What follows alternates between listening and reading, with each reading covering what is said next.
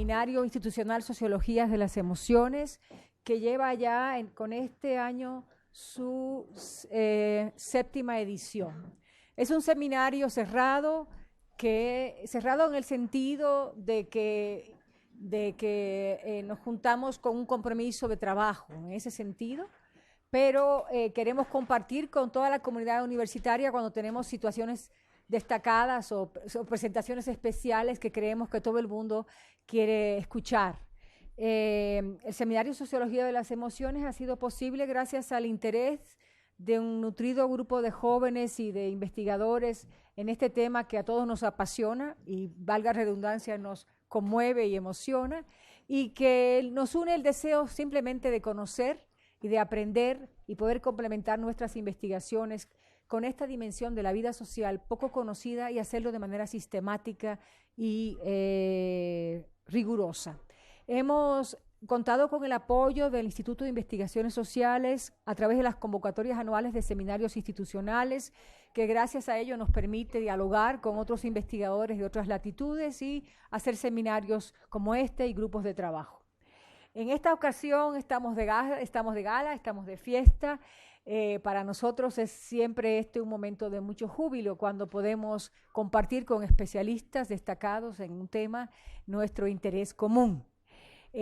Agradezco a la doctora Olga Sabido Ramos el haber aceptado de manera entusiasta participar inaugurando los trabajos de este año del seminario con una conferencia magistral sobre Simmel, un autor poco conocido o conocido insuficientemente, que tiene una gran relevancia para el estudio de las emociones y la afectividad.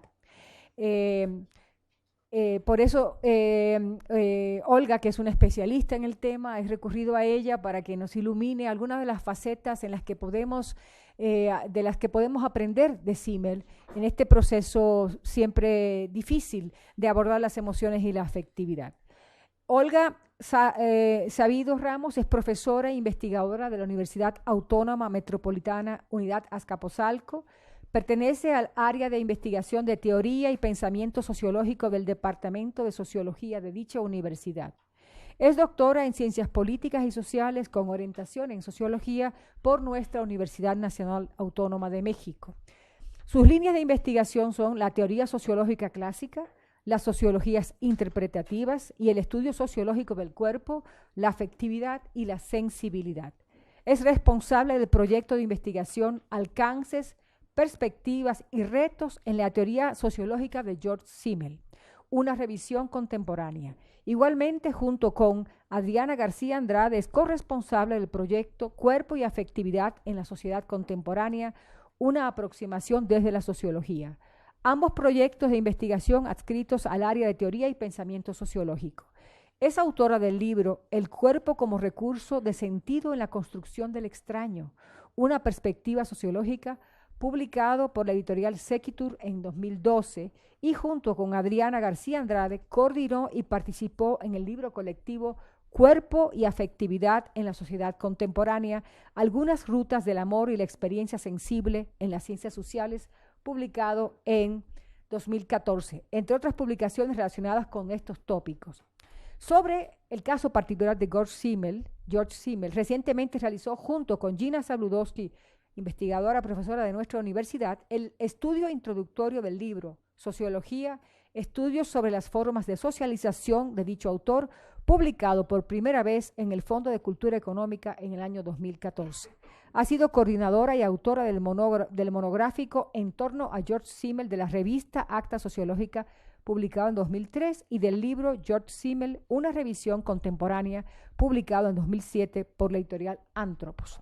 También realizó el postfacio al libro La religión de George Simmel, publicado por Gediza en 2012, y la introducción 3 miradas al extrañamiento del mundo para el libro de George Simmel, El extranjero, Sociología del extraño, Sequitur 2012.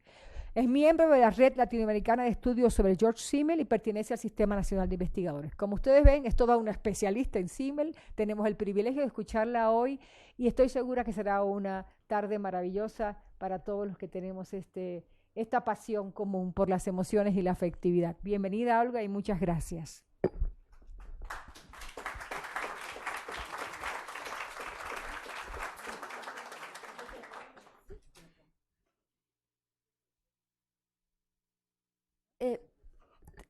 Y hay algo de espacio si quieren pasar de este lado. Bueno,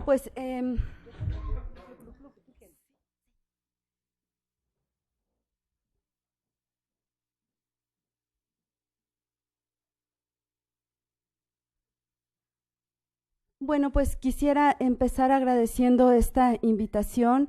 En verdad es muy emotivo contar con su presencia. Agradezco infinitamente a Marina Ariza la invitación. Lo digo muy sinceramente, es un honor estar el día de hoy con ustedes. Al seminario sobre la sociología de las emociones también les agradezco mucho este interés. Y antes de iniciar quisiera compartir con ustedes una reflexión, sentimiento que en estos momentos me aborda. Dada la situación social en la que vivimos, dadas las condiciones por las que nuestro país está pasando, en verdad contar con estos espacios es un verdadero privilegio, estos espacios donde uno puede compartir lo que le gusta, lo que le apasiona, lo que uno ha elegido. Entonces, en ese motivo es un momento para celebrar, es un momento de dicha, pero al mismo tiempo exige una gran responsabilidad social como científicas sociales de un país tan dolido como el nuestro. Entonces, en ese mood, en ese ánimo, quisiera iniciar y compartir con ustedes las líneas que preparé para el día de hoy. Para presentar a Georg Simmel, pensador alemán contemporáneo de Max Weber y Emil Durkheim, tendríamos que comenzar señalando que frente al canon de la sociología, Simmel es una suerte de clásico tardío. Es decir, a diferencia del lugar incuestionable que Weber y Durkheim han tenido como padres fundadores, durante varias décadas la sociología mantuvo serias reticencias para considerar a Simmel como integrante del canon. Si consideramos que los clásicos son, como dice Gadamer, categorías históricas, pues la definición de quiénes son autores clásicos se va forjando a largo plazo por las generaciones y bajo ciertas condiciones de recepción, podemos decir que Simmel es apenas un recién llegado, es un clásico tardío. A pesar de ello, hoy día un torrente de recientes traducciones y trabajos sobre la obra de Simmel a nivel mundial hacen de este autor no solo un referente clásico en la sociología, sino un precursor de líneas de investigación digno de tomarse en cuenta. Por ello, la frase que ustedes pueden apreciar y que el propio Simmel acuña para su legado, hoy mejor que nunca adquiere sentido. Dice el autor: yo sé que moriré sin herederos espirituales, y eso está bien así.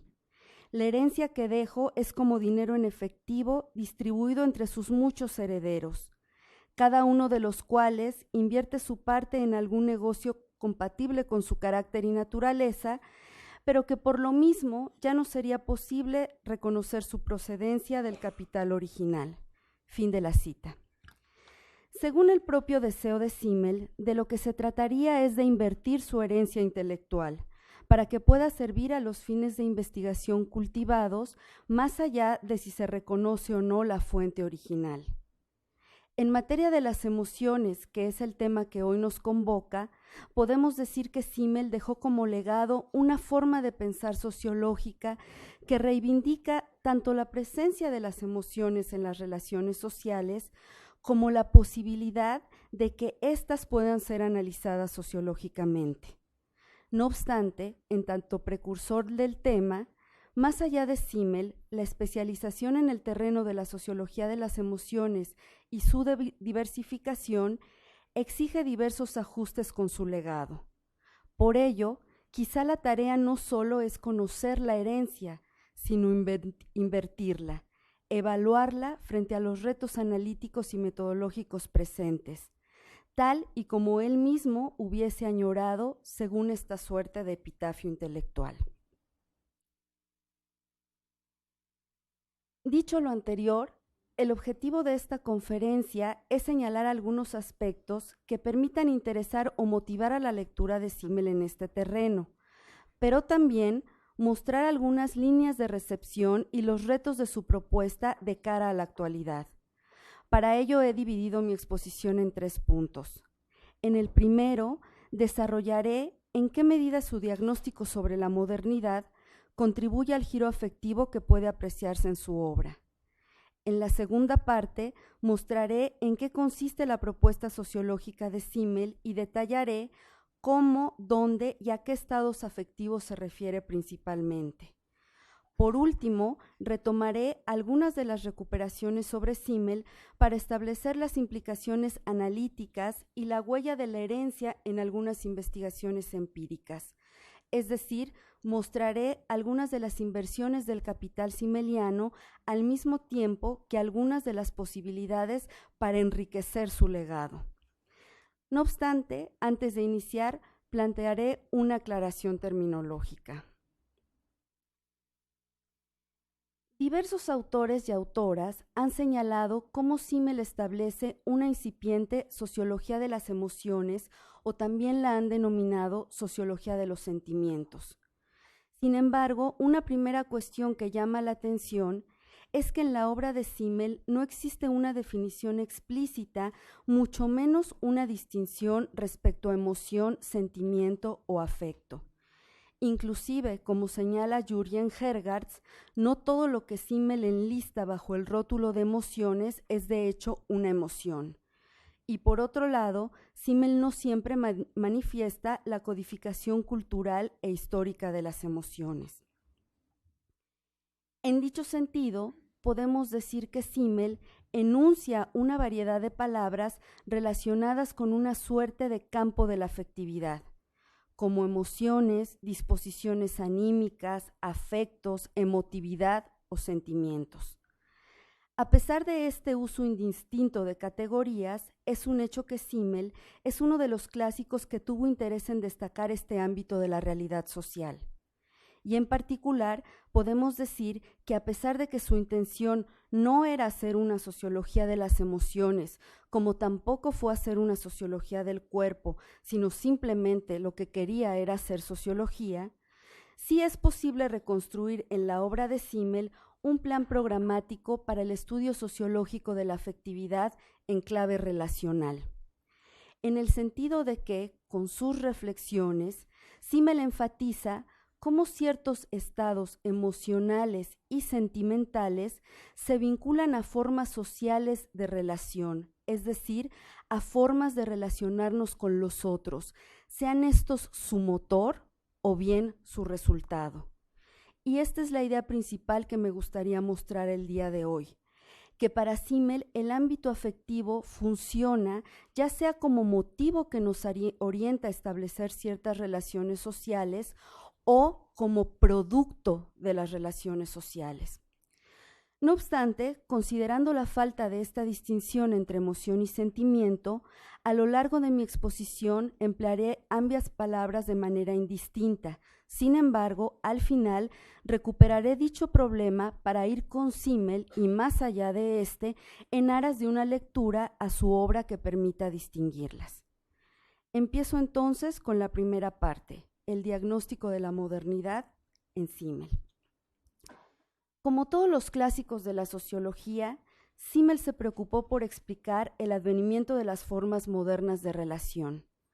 No obstante, como ha señalado David Frisby, quien fuera uno de sus más connotados intérpretes, lo que hace distintivo a Simmel frente a otros clásicos es que éste se concentra en el nivel de la experiencia y las vivencias personales. Es decir, para Simmel, la modernidad es una experiencia interior, es un modo particular de experiencia vivida, dice Frisby. Esta escala de observación es la que permite que Simmel dé un viraje a las emociones, estados de ánimo e inclusive a la afectación de los sentidos corporales y la percepción sensible en la modernidad.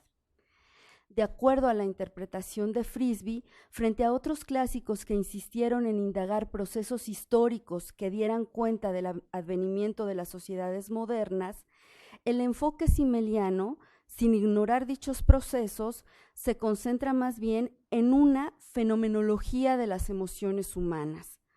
Por eso es que se puede decir que en la obra de Simmel existe una psicología de la modernidad en general y una sociología de las emociones en particular. En este sentido, no es casual que uno de los libros más significativos de su pensamiento social, Filosofía del Dinero de 1900, fuese visto como el equivalente psicológico del Capital de Marx. Tampoco es casualidad que dicha obra fuera resultado de un breve texto titulado justamente Psicología del Dinero, publicado en 1890, 10 años antes de que saliera a la luz Filosofía del Dinero. A pesar de este señalamiento, una de las interpretaciones más comunes respecto a cómo trata Simmel el asunto del dinero radica en señalar que sus reflexiones identifican el surgimiento de una esfera de relaciones impersonales y abstractas. Si bien esta es en efecto una cara de la moneda para seguir con la semántica monetaria simmeliana, lo cierto es que en dichos trabajos Simmel también presenta particular atención al dinero desde la dimensión del sentido, es decir, considerando sus implicaciones tanto culturales como afectivas. Desde su teoría del valor desarrollada en Filosofía del Dinero, Simmel señala cómo el dinero está asociado al deseo, pues en el mundo moderno el dinero es una de las posibilidades para obtener lo deseado. Pero una característica que Simmel identifica es que en la época moderna, de ser un medio de intercambio, el dinero se convierte en un fin en sí. Ya no solo se desea lo que se puede adquirir con el dinero, sino se desea el dinero en sí mismo. Por ello, para Simmel, no es casualidad que las personas asocien la felicidad y satisfacción a la posesión de cierta suma de dinero. Relacionado con lo anterior, Simmel señala cómo el dinero ha despertado un cúmulo de obsesiones y en ese sentido identifica dos tipos de comportamiento obsesivo relacionados con el dinero, el avaro y el despilfarrador. Estas dos figuras que parecieran diametralmente opuestas comparten para Simmel un mismo aspecto. Han hecho del dinero un fin en sí mismo. Así, por ejemplo, el avaro encuentra en la posesión del dinero su máxima. No le interesa gastarlo ni invertirlo para producir más dinero, ni disfrutar de todo lo que con éste pueda poseer. Por otro lado está el derrochador, quien necesita compulsivamente el dinero, no para satisfacerse con lo que pueda comprar, sino porque lo que le satisface es el gasto del dinero en sí mismo. De cara a esta tipología del individuo moderno, con Simmel podemos apreciar otros rostros que se contraponen al del empresario capitalista burgués de Max Weber, cuya acción justamente está orientada a la obtención ordenada y profesional de la ganancia. Por otro lado, el dinero no solo se le atribuye un carácter seductor y de fascinación, sino también, cuando se le tiene, puede llegar a generar una profunda decepción. Esto es posible dado que en la medida en que el dinero se convierte en el fin de todos los fines, permite que los objetivos originales, los primeros fines que orientaron la acción, se nos olviden, es decir, se conviertan en ilusorios o vagos recuerdos. De modo que al poseer cierta cantidad de dinero, puede generarse la ilusión pasajera de haberse alcanzado el fin último, que pronto se desvanece. Para Simmel, lo anterior explica el sentimiento constante de insatisfacción y la necesidad de querer siempre más del individuo moderno. Es decir, desde el análisis simmeliano del dinero, este no solo es el representante de un mundo despersonalizado y calculador, sino también es un símbolo altamente valorado en la sociedad moderna y es por dicha condición social que despierta felicidad, ambición, desmesura, atracción, frustración o insatisfacción permanentemente, que se magnifica en tipos sociales como el derrochador o el avaro.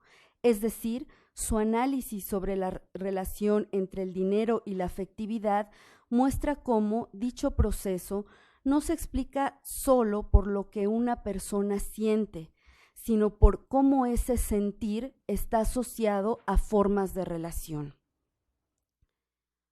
Otra de las características afectivas que Simmel asocia al dinero es la relación intrínseca que éste tiene con la confianza. Aquí es importante recuperar la acotación que realiza Patrick Vattier, quien señala cómo la manera en la que Simmel aborda el tema de la confianza está asociada al sentimiento de confianza y no solo a una dimensión cognitiva o inclusive estratégica para el cumplimiento de la acción.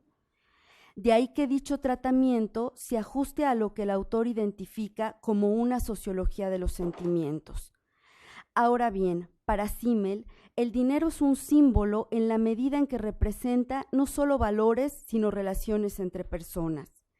Si bien todas las sociedades están mediadas por símbolos, frente a las épocas en las que reinaba el simbolismo de las concepciones mitológicas del mundo, en la época moderna la necesidad de los símbolos se presenta hasta en las acciones más anodinas de la vida práctica. Es en este ambiente epocal en el que la confianza adquiere una importancia radical. Para Simmel, en la época moderna, cualquier tipo de intercambio requiere la confianza a los símbolos que usamos y a los que estos representan. En la medida en que las acciones del día a día afectan y son afectadas por una red ininterminable de personas que nunca se ven cara a cara, se requiere de una alta dosis de confianza tanto de las personas como de las instituciones. Simmel identifica cómo no solo en el intercambio monetario se requiere de la confianza, sino que esta condición se extiende a otras esferas sociales que van de la economía a la ciencia. Las grandes ciudades, como las sedes del intercambio monetario, se convierten para Simmel en el laboratorio por excelencia para establecer un diagnóstico de la modernidad. En el ensayo Las grandes urbes y la vida del espíritu, publicado en 1903, considerado como una suerte de manifiesto urbano, Simmel muestra las contradicciones a las que se enfrentan los urbanitas. Podemos revisar este texto desde muchas claves de lectura. En este caso, quisiera presentar un énfasis en el ámbito de la afectividad, en la medida en que Simmel señala cómo las condiciones sociales de las grandes ciudades alteran a nivel sensorial y emocional la vida de quienes habitan las ciudades.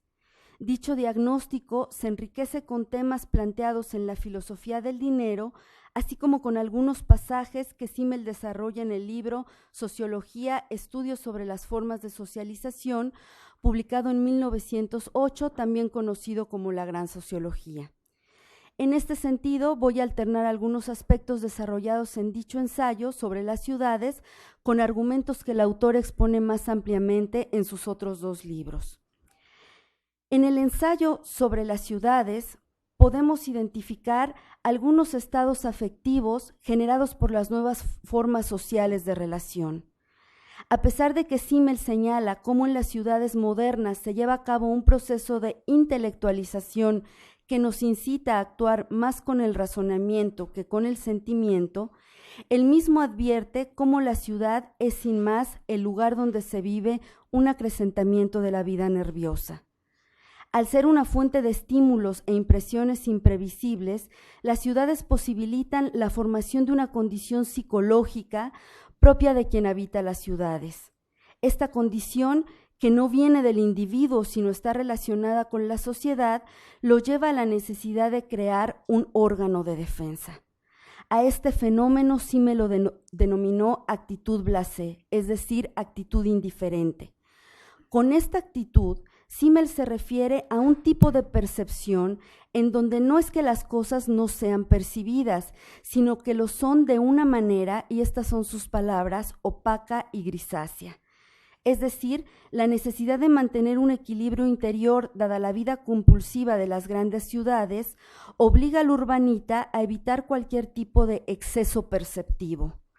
Podemos decir que la actitud blasé es un tipo de autocontrol sensorial que evita dejarse llevar por los estímulos intermitentes de las grandes ciudades. Por ejemplo, en la ciudad se trata de mirar a las personas, pero no demasiado. Por ello es que esta actitud tiene consecuencias en las formas de relación. Es decir, no solo es resultado de las formas de relación, sino también tiene efecto en las relaciones.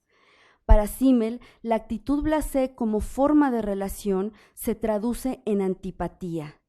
Esta, nos dicen la gran sociología, y lo cito textualmente, produce distancias y apartamientos sin los cuales no sería posible este género de vida. Fin de la cita. Sin la antipatía sería muy difícil sobrevivir siquiera a un trayecto cotidiano de la casa al trabajo, por ejemplo. Paradójicamente, este distanciamiento afectivo entre las personas les permite poder concentrarse en sí mismas y en el cultivo de relaciones basadas en afinidades selectivas, es decir, en relaciones que uno mismo elige. Desde la perspectiva de Simmel, con el estilo de vida citadino, se puede mantener un territorio del yo en el sentido de Goffman, pero ya no solo a nivel sensorial, sino también afectivo. Así, por ejemplo, para Simmel, y lo cito nuevamente, el estilo moderno de la vida hace posible guardar el secreto de los asuntos privados en medio del hacinamiento de las grandes ciudades. Fin de la cita. Otra de las paradojas de la modernidad es que este distanciamiento también es condición de posibilidad de una significativa libertad de movimientos en comparación con otras épocas, condición que se sostiene en la frase popular pueblo chico, infierno grande. Sin embargo, para Simmel, esa libertad no se traduce necesariamente en bienestar para el urbanita, porque al mismo tiempo puede aparecer el sentimiento de soledad. La paradoja de la soledad en las grandes ciudades es que ésta puede experimentarse en medio de la muchedumbre, justo cuando nos hallamos entre personas que físicamente están cerca de nosotros, ya sea en un andén o dentro del vagón del metro. Y es que para Simmel, en condiciones de anonimato, ante la cercanía y estrechez corporal, se radicaliza la distancia emocional entre las personas. Lo interesante es que este fenómeno no solo es posible en condiciones de anonimato. En la gran sociología, Simmel señala cómo esto también puede suceder en las relaciones íntimas, es decir, en el hecho de que las personas puedan estar físicamente cerca, pero afectivamente lejos, como cuando se refiere a la sociedad en el matrimonio. Pero dado que las grandes urbes y la multitud en estas nos exponen a una cercanía física de los cuerpos, las contemporáneas, pues evidentemente mucho mayor que en la época de Simmel, otra de las características de la vida moderna es el miedo al contacto. Nuevamente, en la sociología, Simmel señala cómo si se produjese un contacto corporal en condiciones de anonimato, es muy probable que éste se traduzca ya sea en repulsión o aversión, o bien en un enfrentamiento directo. Simmel reconoce que no es la única forma de reaccionar ante el extraño anónimo. Pueden darse una variedad de estados que van del agrado al desagrado. Así, por ejemplo, en la digresión sobre la sociología de los sentidos, Simmel señala cómo un intercambio de miradas puede generar complicidad entre las partes o bien pueden suscitarse experiencias afectivas diferenciadas, por ejemplo, orgullo y prepotencia de quien mira y vergüenza o incomodidad en quien es mirado. Todas estas experiencias afectivas e inclusive sensoriales que se suscitan en las grandes ciudades dependen de condiciones situacionales. Lo interesante es cómo, con dichos razonamientos, Simmel establece una relación entre la dimensión cognitiva y la dimensión sentimental de la percepción, aspecto que ha llamado la atención para algunas autoras y autores contemporáneos en aras del posible enriquecimiento entre la sociología del cuerpo y la sociología de las emociones, que fundamenta la idea de cómo percibir corporalmente nos lleva a ciertos estados afectivos. Como puede apreciarse, existe en Simmel un interés por captar diversos estados afectivos en las ciudades y en la modernidad en general. No obstante, no existe un texto específico, capítulo o apartado en el que explícitamente se desarrolle el problema y se planteen supuestos teórico-metodológicos para el estudio sociológico del ámbito afectivo. Sin embargo, considero que es posible recuperar algunos recursos analíticos para la consideración sociológica de la afectividad en las dos obras más importantes que Simmel dedica a la sociología, la gran y la pequeña sociología. Paso entonces al segundo punto, sociología y afectividad en Simmel. Una de las características que han subrayado tanto intérpretes como no intérpretes de la obra de Simmel es que éste parte de una concepción relacional del ser humano. En su propuesta sociológica existe toda una semántica de redes, donde la sociedad es una red de hilos invisibles y la sociología tiene como misión visibilizar dichas relaciones. Para Simmel, la sociedad existe allí donde varios individuos están en acción recíproca. De modo que el punto de partida no son ni las acciones individuales, ni los conceptos colectivos, ni individuo, ni sociedad, sino lo que sucede entre los individuos. En otras palabras, las acciones y efectos recíprocos. Dichos hilos invisibles, para seguir la metáfora de Simmel, pueden ser de diversos colores y texturas, pero para Simmel siempre estará presente una dimensión afectiva en estos.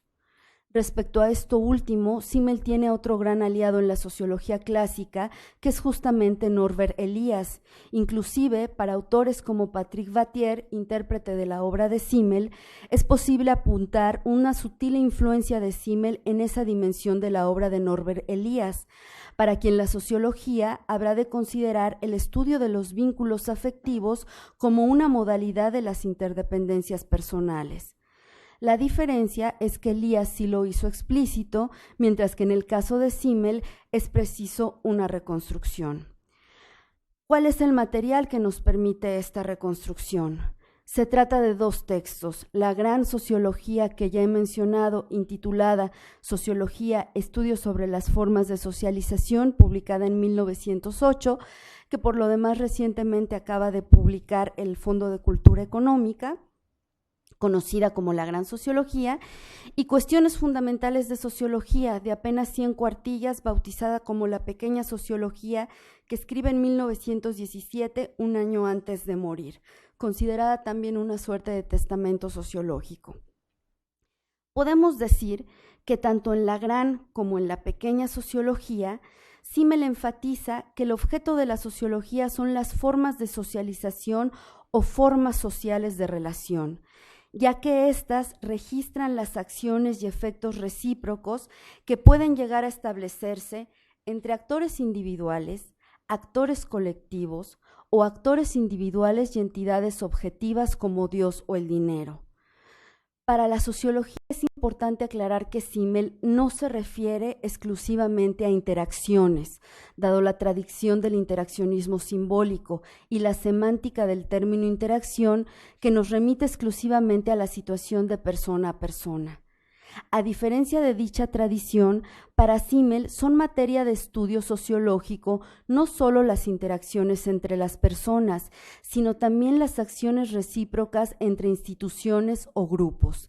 En este sentido, también es importante la aclaración, pues una relación social, por ejemplo, un vínculo amoroso o amistoso, puede implicar diversos momentos interactivos, es decir, relación e interacción no son equivalentes en la sociología simmeliana. Así pues, para Simmel, la tarea de la sociología consiste en el registro de lo que Donald Levine denominó principio de reciprocidad, entendido como la condición de afectar y ser afectado.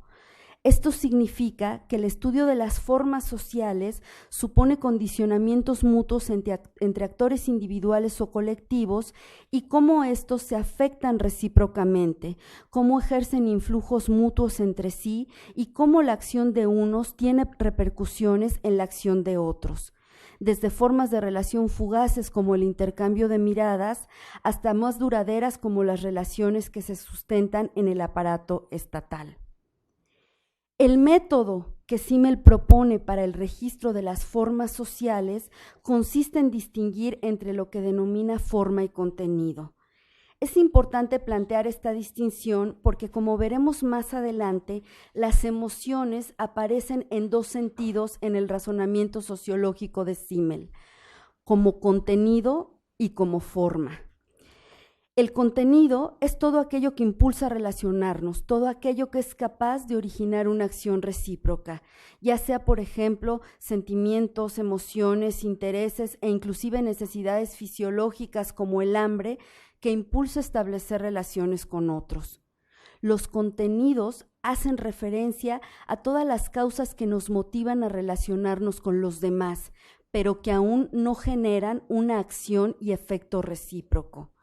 Aquí podemos decir que, como en el caso de Max Weber, las emociones están en el ámbito motivacional de la acción en Simmel. Por otro lado, lo que Simmel entiende por forma se presenta cuando, al establecer una relación, las personas son generadoras de efectos y a la vez receptoras de influencias, es decir, la forma es el mutuo determinarse, es la acción recíprocamente orientada, que, como ya dijimos, supone que es posible afectar y ser afectado. Por ejemplo, al sentir miedo, es posible que alguien, trátese de una persona o grupo, establezca una relación con otra entidad, ya sea individual o colectiva, para ser protegido. Esa forma de relación puede ser una forma de cooperación o una forma de dominación, si seguimos la tipología simmeliana de las formas. Para Simmel, la distinción analítica entre forma y contenido pretendía en gran medida distinguir a la sociología de otras disciplinas.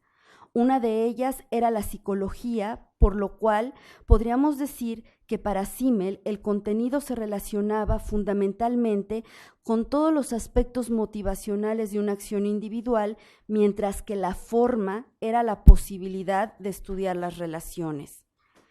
Si miramos con atención en esta distinción analítica, forma y contenido, las emociones caen en la casilla del contenido según la metodología simmeliana.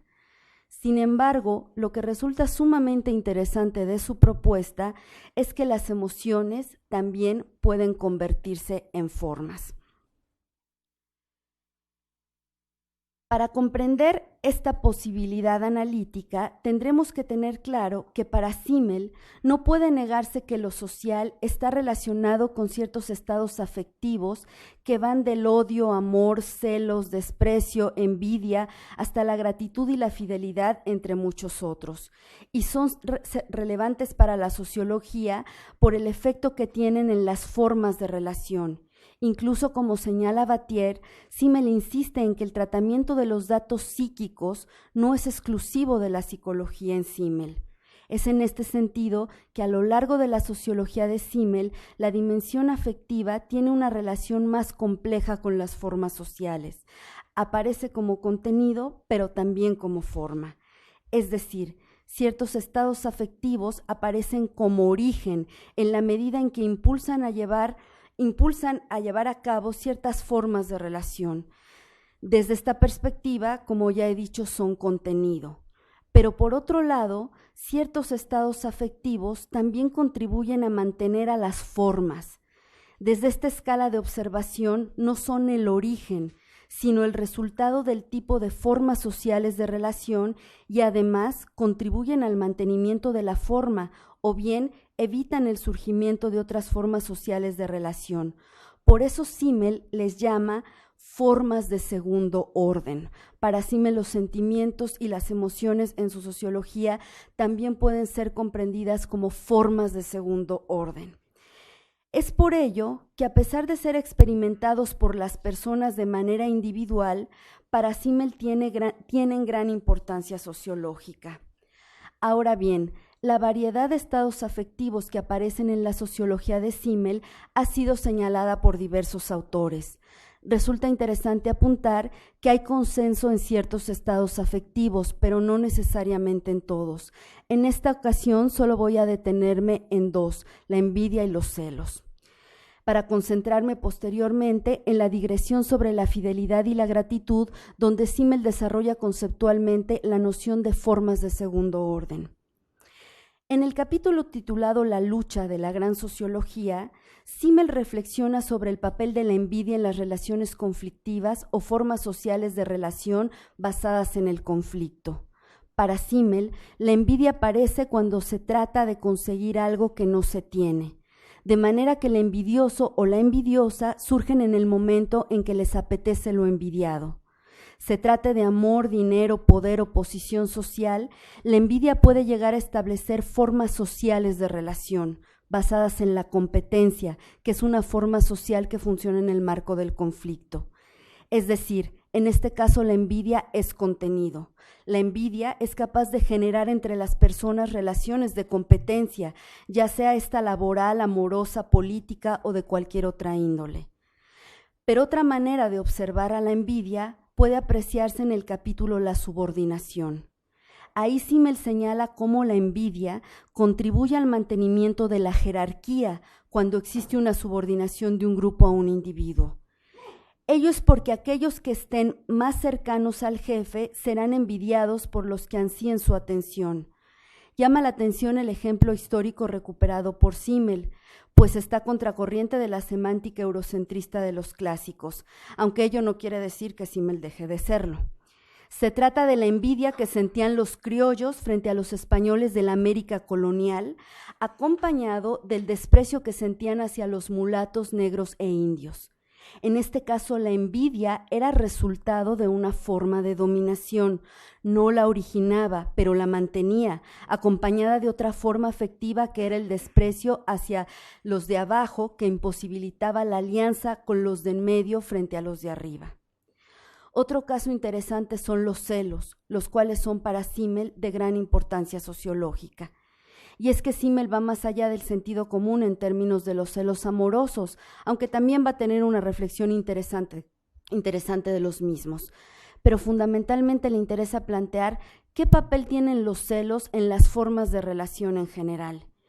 Y sobre este interés señala cómo el principio de repartición desigual del poder genera celos, y en ese sentido la intensa competencia e imposibilidad de alianzas.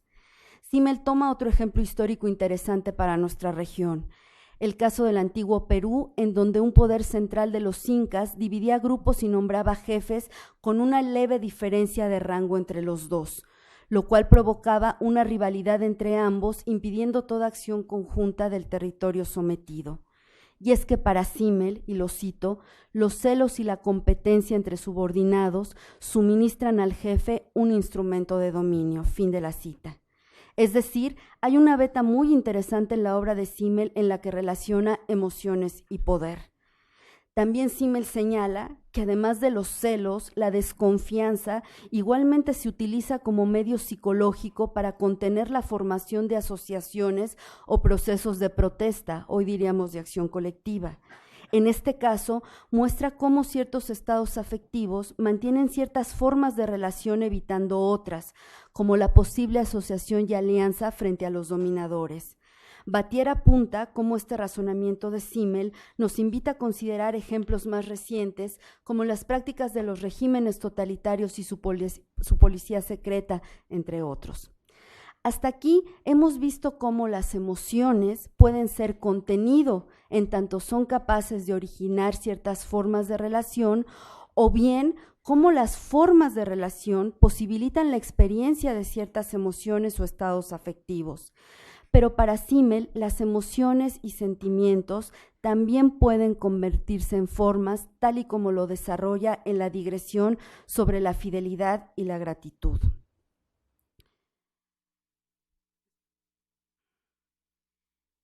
Es importante señalar que dicho excurso está contenido en el capítulo La autoconservación de los grupos sociales en la gran sociología, un título que, por cierto, le sugirió Émile Durkheim para este apartado.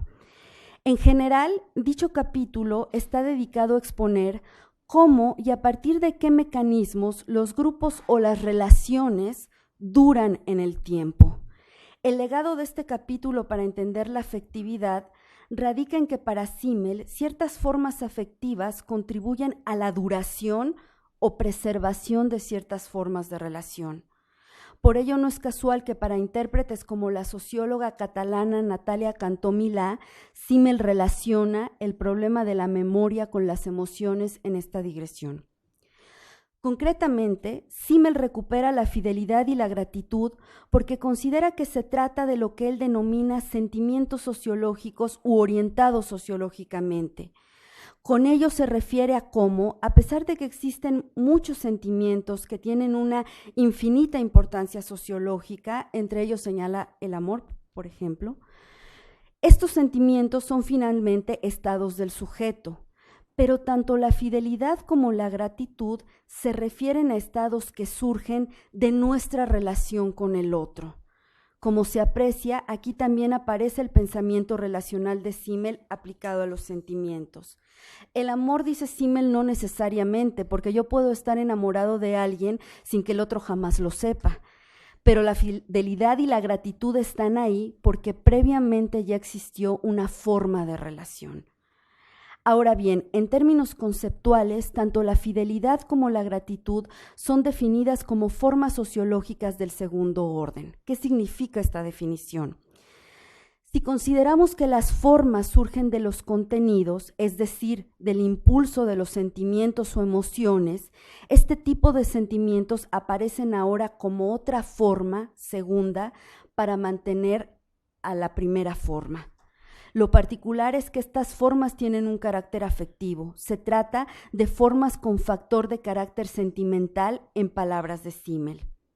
Así, por ejemplo, la fidelidad, como forma de segundo orden, tiene una función: conservar el vínculo. En este sentido, el razonamiento de Simmel es un razonamiento temporal. Es decir, cuando una forma social dura en el tiempo, aparece este sentimiento que está orientado hacia la conservación de la relación. En ese sentido, Simmel insiste en cómo se trata de estados que tienen un poder de perduración, o como señala Hergarts, contribuyen a la cohesión y estabilidad de las relaciones. Lo cual también hace interesante el legado de Simmel, en la medida en que su argumento plantea cómo las emociones pueden contribuir al conflicto, como en el caso de los celos, o bien a la estabilidad y mantenimiento del status quo, como en el caso de la envidia, o bien a la permanencia y cohesión, como en el caso de la fidelidad y de la gratitud. Para ilustrar el mecanismo de duración que provoca la fidelidad, Simmel recupera el tema del amor, aunque sin circunscribir la fidelidad al plano amoroso.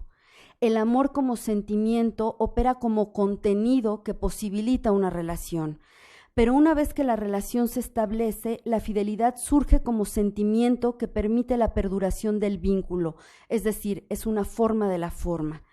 En palabras de Simmel, el amor fiel no existe, pues la fidelidad aparece cuando éste se ha extinguido. Si hay amor, en términos de Simmel, no es necesario la fidelidad. Así planteado, es cuestionable el hecho de que Simmel no contextualiza el fenómeno, pues no aclara que se trata del amor romántico y que se refiere exclusivamente al amor de una pareja heterosexual, cuestión que por lo demás desarrolla de manera mucho más fina en varios escritos, como he demostrado en otro trabajo. Pero más allá de la necesidad de contextualizar dicho referente, el del amor y la fidelidad, es interesante apreciar cómo para Simmel la fidelidad resulta de vital importancia al grado de que sin esta no podría existir la sociedad durante mucho tiempo en la forma en la que existe. Y es que desde dicha perspectiva, ser fiel a una relación, no solo amorosa, sino de amistad, a una ideología, a una orientación política o a una creencia, es de alguna manera garantizar la conservación de un tipo de vínculos, sean estos eróticos, religiosos, políticos, profesionales o ideológicos. Por otro lado, en esta digresión, Simmel desarrolla el tema de la gratitud, el cual se inscribe en un tema clásico de la sociología relacionado con la reciprocidad que implica la lógica de dar y recibir. En este sentido, la asociación de Simmel con Marcel Mauss es inmediata. Como señalara Mauss en el ensayo sobre el don, en la sociedad todo regalo recibido abre la expectativa de ser devuelto, por lo que Mauss insistía en plantear el problema de la reciprocidad como generadora de vínculos. No muy lejano a Mauss, y no solo por sus vínculos familiares, Emil Durkheim enfatiza que en lo social existe una dimensión no contractual del contrato, que hace referencia al sentido del deber más allá de la obligación jurídica de una relación. Es decir, Durkheim visibiliza el problema de la reciprocidad como deber.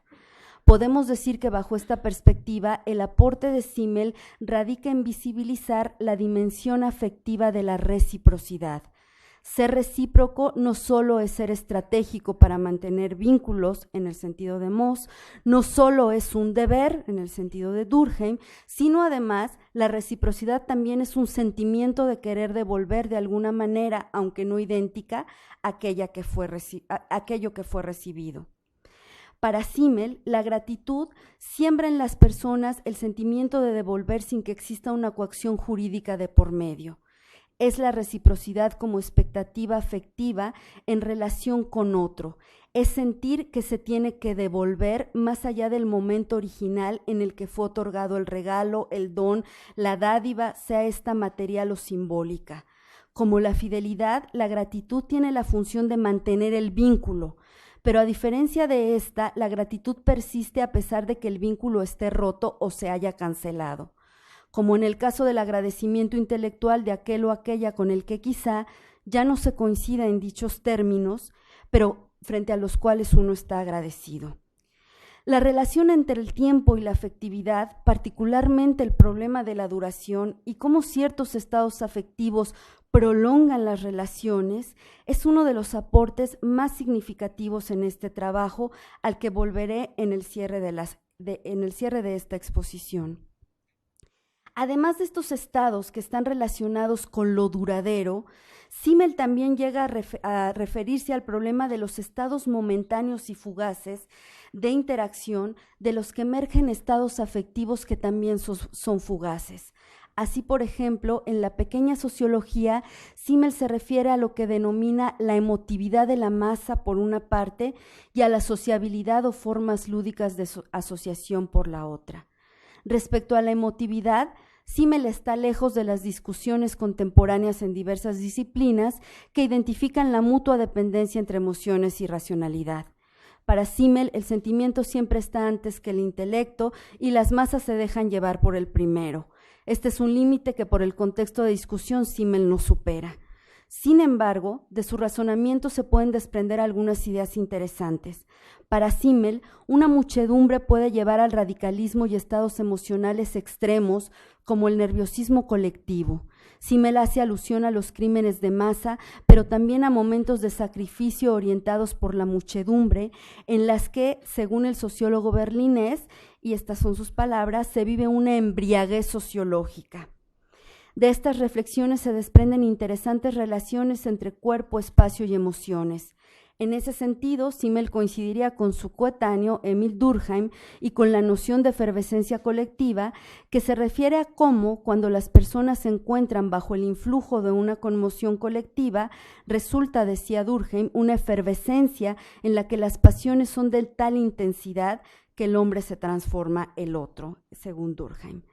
Respecto a este guiño con el sociólogo francés, Jürgen Hergard señala cómo esta relación también puede encontrarse directamente en los estudios sobre la religión de Simmel, donde también relaciona la religión y las emociones.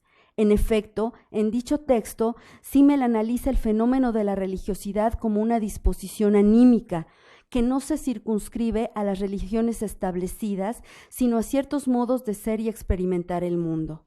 En ese contexto, señala cómo un sinnúmero de relaciones sociales y sus enlaces afectivos pueden ser pensados como religiosidad y se viven con una intensidad religiosa porque en el fondo existe una fuerte intensidad afectiva. Otro referente donde es posible encontrar la afectividad en la pequeña sociología es en la categoría de sociabilidad.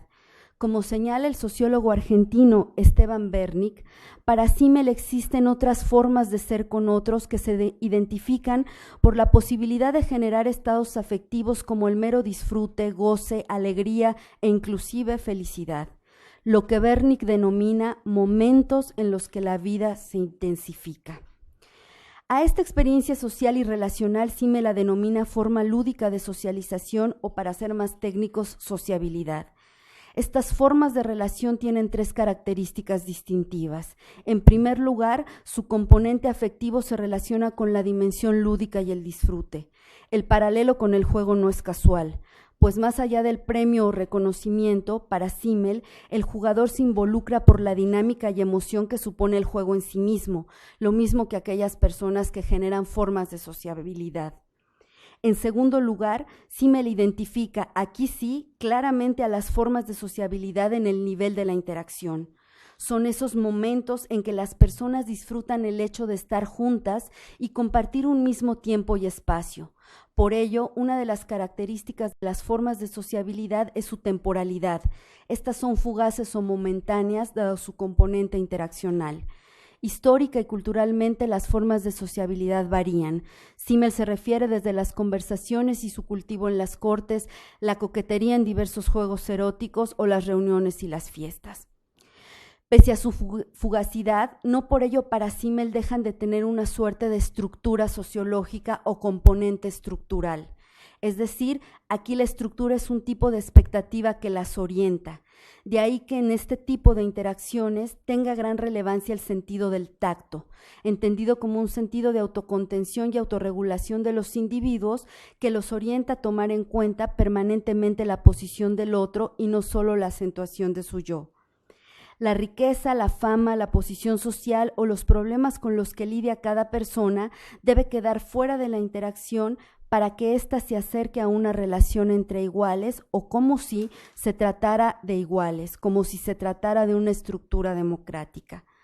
Por ello es que la sociología por ello es que la sociabilidad crea un mundo artificial en el que se trata de que las posiciones no estén desequilibradas y la reciprocidad sea simétrica. Este es el legado de Simmel. Ahora bien, ¿cómo se ha recuperado en términos del estudio de la afectividad y qué implicaciones puede brindar esta recepción en un campo altamente profesionalizado como es la sociología de las emociones? Con esta pregunta paso al tercer y último punto de mi exposición, la inversión del capital simmeliano o de cómo enriquecer a Simmel. La década de los 80 son un parteaguas relacionado con la recuperación de Simmel en la sociología a nivel mundial. Es interesante hacer notar que algunos trabajos de recuperación de Simmel en el campo de los estudios sobre la afectividad también coinciden con dicha década, como puede apreciarse en este cuadro. Sin pretender que esta muestra sea exhaustiva, podemos marcar algunos aspectos destacados en dichos trabajos. En primer lugar, podemos decir que las recuperaciones provienen tanto de intérpretes de la obra de Simmel como de estudiosos de las emociones o bien investigadores que encontraron en alguna categoría simmeliana un recurso pertinente para la interpretación de sus datos en clave afectiva. Aunque esto forma parte de un proyecto de investigación más amplio sobre la recepción de Simmel, por el momento es posible pensar en dos tendencias temáticas que permiten agrupar estos trabajos. Por una parte están aquellas que realizan reflexiones analíticas sobre la dimensión emocional y sentimental en la obra de Simmel y por otro lado están las que recuperan algunas de sus categorías para la investigación empírica. Voy a enumerar algunas consideraciones relacionadas con ambos grupos. Respecto a las reflexiones analíticas, algo que llama la atención es que tampoco en los intérpretes existe un consenso respecto a si los aportes de Simmel son estudios sobre las emociones o sobre los sentimientos. Para Patrick Battier, Simmel estudia sentimientos psicosociales, mientras que para Jurgen Hergarts y Natalia Cantó-Milá, Simmel realiza un trabajo precursor en la sociología de las emociones. No obstante, en general coinciden en que Simmel contribuye al estudio sociológico de los estados afectivos relacionados con las relaciones sociales. El listado de estados afectivos enunciados por los autores coincide en lo que se refiere a la gratitud, fidelidad y sentimiento de confianza principalmente. Pero, por ejemplo, Battier agrega la simpatía, piedad, devoción, intimidad, fe, honor, lealtad, perdón, reconciliación, envidia, celos, odio, desconfianza y hostilidad. Mientras que Hergarts, aunque retoma algunos de los señalados por Battier, se detiene en una sociología de la vergüenza presente en la obra de Simmel. Por su parte, Cantó-Milá se concentra en la digresión sobre fidelidad y gratitud. Y finalmente Esteban Bernick señala cómo es posible reconstruir una sociología de la dicha y el sufrimiento en la propuesta de Simmel. Estos serían los estados afectivos que se enumeran en esta muestra de la recepción de Simmel en este terreno. Ahora bien, entre los aspectos analíticos más importantes que se destacan en los trabajos señalados, podemos decir en primer lugar que tanto Hergarts, Battier y Cantó-Milá enfatizan cómo algunos sentimientos enunciados por Simmel, como la confianza, la fidelidad y la gratitud, son fundamentales para el establecimiento de las relaciones sociales. Es por ello que en el marco de las dimensiones analíticas simmelianas, los autores señalan que son a priori sociales, es decir, son condición social de posibilidad de lo social. Y en particular coinciden Battier y Hergarts, la sociedad moderna socialmente diferenciada no sería posible sin el sentimiento de confianza, tanto en el marco de las relaciones interpersonales modernas, donde solo conocemos aspectos fragmentarios de las personas y por ello requerimos confiar en ellas, como el caso de las mediaciones simbólicas con las que opera la sociedad moderna, cuyo símbolo representativo es el dinero, como vimos en la primera parte. En segundo lugar, para Battier, los sentimientos psicosociales no están presentes en diferentes formas de socialización, sino que tienen un significado especial en la teoría de la comprensión desarrollada por Simmel, la cual consiste en plantear que existe un conocimiento interpretativo que hace posible establecer formas de relación, el cual descansa en sentimientos psicosociales. Igualmente, Hergarts señala que resulta enriquecedor recuperar el razonamiento de Simmel respecto a cómo el surgimiento de emociones o estados afectivos requiere también de esquemas de interpretación subjetivos. El autor muestra cómo, por ejemplo, el sentimiento de vergüenza surge porque además de que existe un marco cultural que indica qué es vergonzoso hacer, el actor reconoce que no se actuó como se esperaba porque interpreta su desempeño o el del otro como un fracaso y por ello es que surge la vergüenza. En el mismo sentido es que para Battier, Simmel puede ser identificado como precursor de los estudios etnometodológicos, es decir, a partir de estos autores y su interpretación de Simmel, es posible señalar que existe una relación entre la comprensión y la afectividad que es necesario tomar en cuenta. En tercer lugar, un aspecto en el que insisten estos autores es en considerar la dimensión temporal en el estudio de la afectividad. Particularmente, Natalia Cantó-Milá señala cómo la gratitud y la fidelidad son fundamentales como formas afectivas porque permiten extender de forma duradera las relaciones, por lo que apuntan al futuro de estas a partir del pasado. De manera que para la autora, así como existen interacciones fugaces de las que emergen estados emocionales, también existen formas afectivas que posibilitan perdurarlas en el tiempo. Por su parte, aunque relacionado con la dimensión individual, Wernicke señala cómo la conciencia de la corta duración de ciertas relaciones puede llegar a convertirse en un motivo que intensifica los sentimientos de dicha. Respecto a aquellas investigaciones empíricas que recuperan el legado simmeliano, encontramos una variedad relacionada tanto con contextos de investigación como con los estados afectivos estudiados. La socióloga de las emociones Arlie Hochschild reflexiona sobre la economía de la gratitud a partir de una investigación realizada a matrimonios heterosexuales de la clase media norteamericana. Por su parte, Lloyd Wacan recupera la categoría de sociabilidad de Simmel para explicar los momentos de interacción en los que los miembros de un gimnasio de boxeadores profesionales y amateurs en el gueto negro de Chicago dejan atrás sus problemas y construyen de manera fugaz formas lúdicas de socialización en medio de la precariedad urbana y los peligros de la calle. La antropóloga colombiana Miriam Jimeno recupera la relación entre intimidad y conflicto realizada por Simmel en el marco de una investigación sobre crimen pasional. Y finalmente, a partir de entrevistas a profundidad realizadas en Dinamarca, Morten Frederiksen muestra la utilidad de la concepción relacional de confianza en Simmel para explicar la variación de esta dependiendo tanto del tipo de vínculos como de las situaciones en las que la confianza tiene lugar. Llama la atención que en algunos casos la recuperación de Simmel es discreta y más bien forma parte de una referencia general respecto al estado afectivo analizado, como en el caso de Hochschild, y en otros casos, como el de Frederiksen, se parte de una clara intención de aplicar el legado simmeliano en la investigación empírica.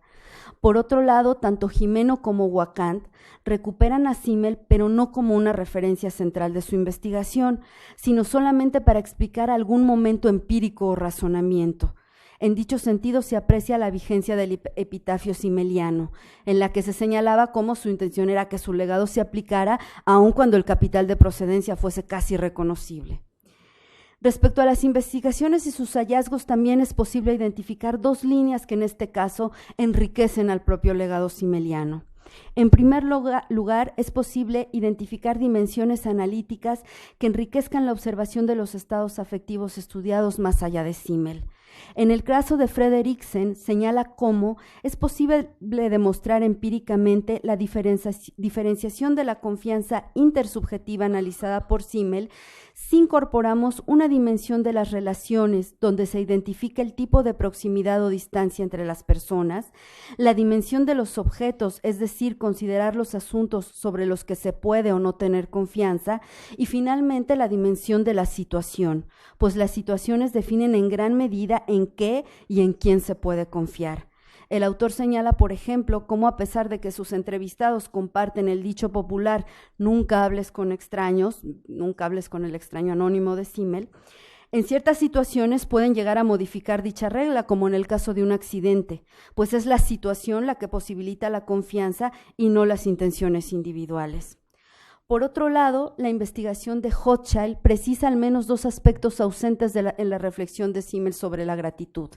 El primero consiste en señalar que para que un regalo pueda apreciarse como tal y en ese sentido surja el sentimiento de gratitud, se requiere de una interpretación compartida respecto a qué es un regalo y por qué uno debe y puede sentirse agradecido. Por otro lado, existen códigos culturales diferenciados genéricamente que atribuyen expectativas respecto a qué se espera que regale un hombre y qué se espera que regale una mujer, que deben ser tomados en cuenta. Hochschild pone el dedo en la llaga en relación con la dimensión de género en Simmel. Si bien podemos decir que los abordajes de este autor en esa línea fueron pioneros frente a otros clásicos, sus reflexiones no estuvieron libres de polémica en su propia época e inclusive en la actualidad no existe un consenso respecto a si subyace o no una concepción esencialista o relacional en términos de lo femenino y lo masculino. Existe ahí todavía un debate. Lo cierto es que Hochschild como Gimeno amplían un horizonte de visibilidad que enriquece a la propia mirada de Simmel al considerar las variables genéricamente diferenciadas asociadas al problema de las emociones. De esta manera, si pudiéramos cerrar con una suerte de balance contable respecto al debe y el haber de la herencia simmeliana en el campo de las emociones, podemos decir que en la columna del haber Simmel nos ha legado la posibilidad del estudio de la afectividad, considerando no solo cómo ciertos estados afectivos nos permiten establecer formas de relación, sino cómo ciertas formas de afectividad posibilitan la duración de las relaciones. La necesidad de relacionar procesos sensoriales, corporales y afectivos en tanto generan formas de relación y cómo estas formas de relación también pueden contribuir a determinadas experiencias afectivas. La posibilidad de relacionar procesos emocionales con procesos agonísticos como el poder y conflicto, pero también con formas de relación lúdicas, placenteras y cohesivas. Por otro lado, en la columna del debe, es necesario la lectura y cruce de Simmel con otras tradiciones para enriquecer sus propias líneas y dimensiones analíticas. Por solo mencionar una de estas, está aquella que vincula la comprensión y afectividad. En la medida en que, en efecto, para el estudio de las emociones, no solo es necesario tener en cuenta la expectativa cultural respecto a qué y cómo sentir, sino cómo se forman y se aprenden esquemas interpretativos o lo que con Simmel mismo podrían denominarse disposiciones afectivas.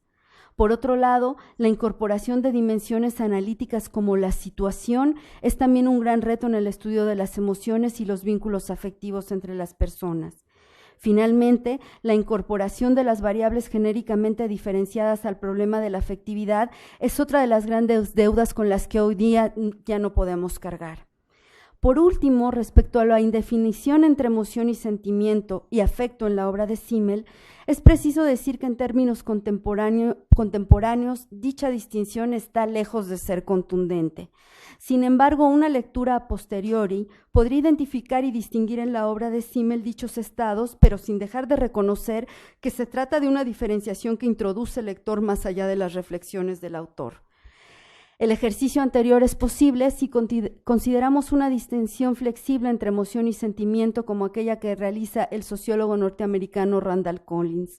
En este sentido, podemos decir que las emociones se refieren a estados asociados a cambios fisiológicos y corporales. En el caso de Simmel, encontramos aportes y esbozos de aproximaciones a casos como la ira, la vergüenza o el miedo. Por otro lado, si definimos a los sentimientos como una atribución de significado a la experiencia emocional que permite instalar la emoción en el tiempo, según David Le Breton, podemos decir que en la sociología de Simmel encontramos diversos sentimientos, entendidos como estados afectivos perdurables también en el sentido de Hochschild, que motivan a establecer relaciones sociales o surgen por las relaciones sociales y sus múltiples momentos interaccionales, tales como la fidelidad, confianza, gratitud o la envidia. Inclusive, sus reflexiones sobre la emotividad de la masa y los casos específicos sobre repulsión y aversión que aborda en la sociología de los sentidos se acercan más a los estudios recientes sobre el affect, que se refieren a aquellos registros de la experiencia que afectan el cuerpo y cuya intensidad los localiza fuera del discurso de las emociones o de la representación de los sentimientos. Lo cierto es que el mejor honor al legado de Simmel consistiría en ir con él y más allá de él, aun cuando ya no se reconozca la procedencia original de su herencia. Muchas gracias.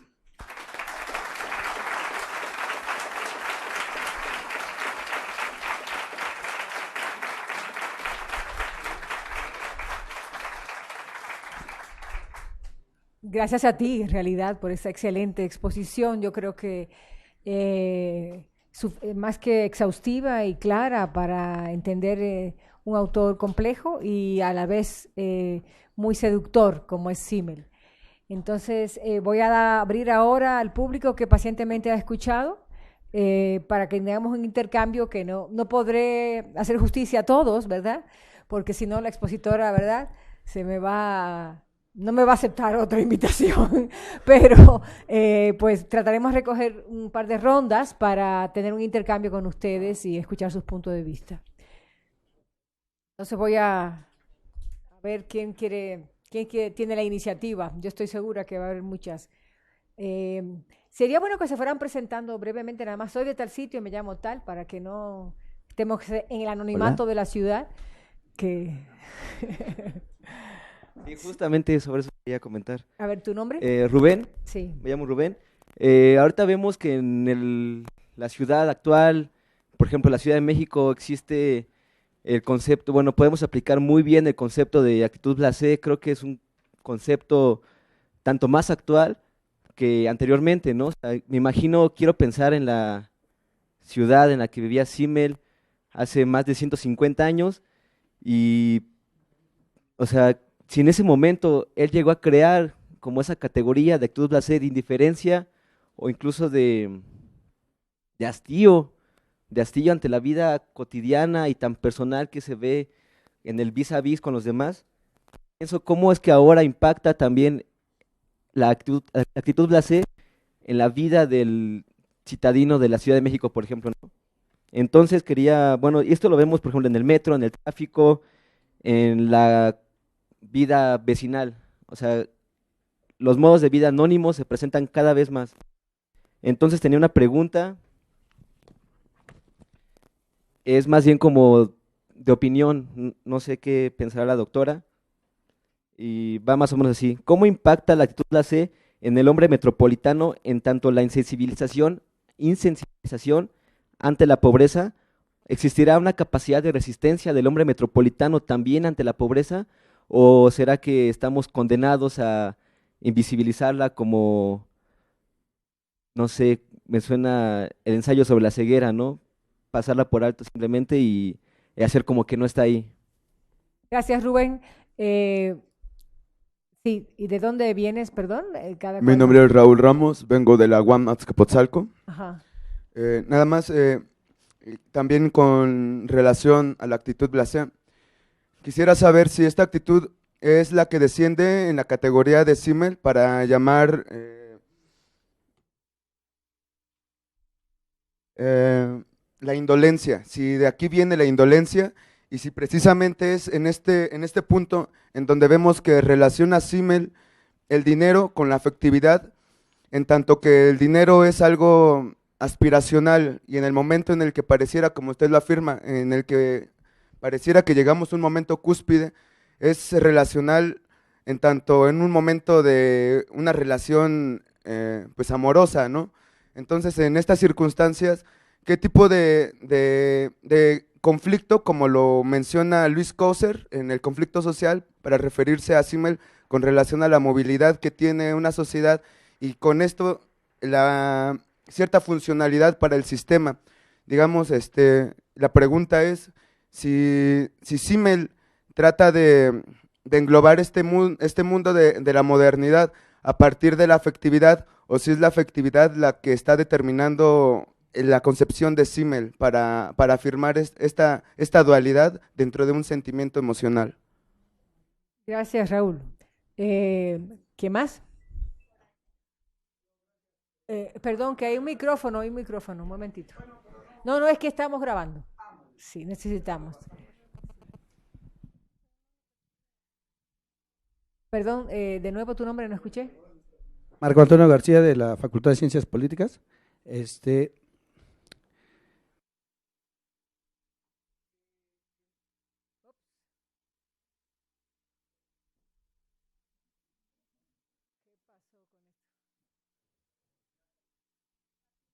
A ver, deja que... Bueno, tú sigue hablando.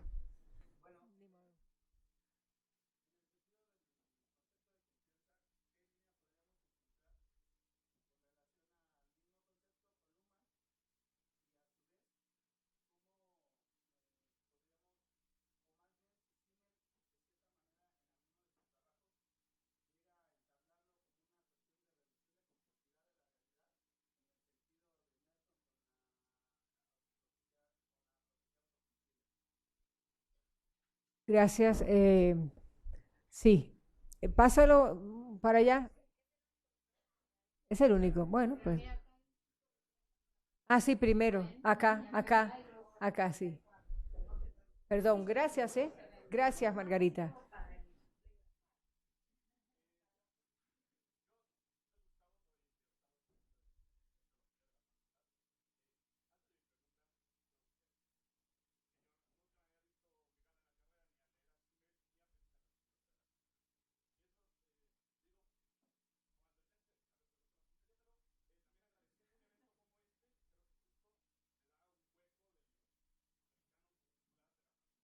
Entonces, gracias por la presentación. Yo tenía dos preguntas.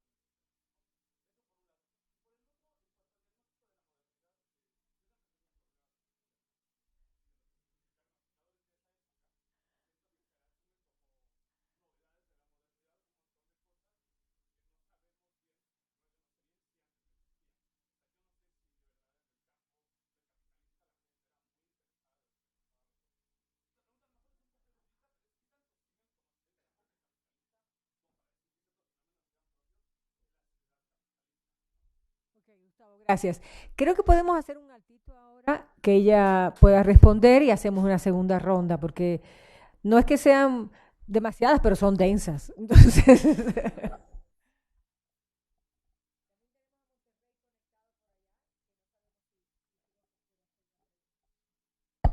Bueno, pues muchas gracias a todos por sus preguntas. Trataré de responderlas ordenadamente. Rubén, empiezo contigo. ¿Cómo impacta la actitud blasé? No, sí. Y el asunto, decías, ¿cómo se relaciona con la pobreza? ¿Dónde está Rubén? Rubén. Voy a tratar de responder a esto que me señalabas. Bueno, creo que aquí es interesante ver que Simmel ve o establece este diagnóstico de la modernidad y de la ciudad, bueno, aquí sí como enunciando en todo momento paradojas. Es decir, en efecto, la actitud blasé te permite, o más bien te sensibiliza ante lo que sucede en el día a día.